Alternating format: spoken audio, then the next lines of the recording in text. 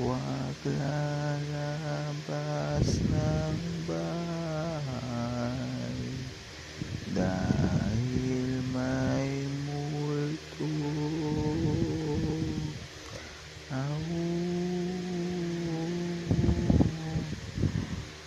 Bakit ka lalabas?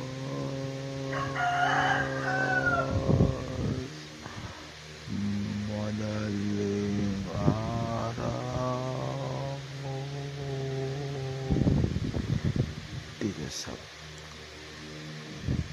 Dito sa amin may nakikita ako, multo na talaga, white lady na talaga, literal, saan banda.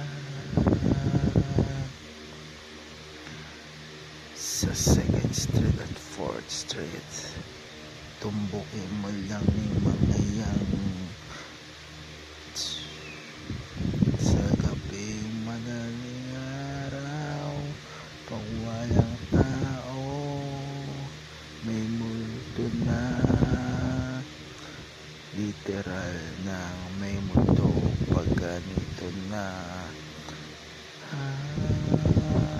nagsulat ako ng message kay crush.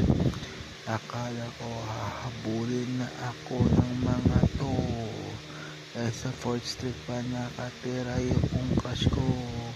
Hanggang ngayon wala na akong komunikasyon ng crush ko kasi ex-crush ko na siya. May multo. Tapos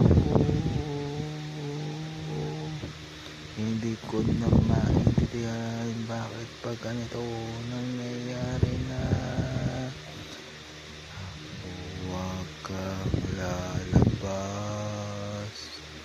ng bahay. Baka isang iglap ikaw.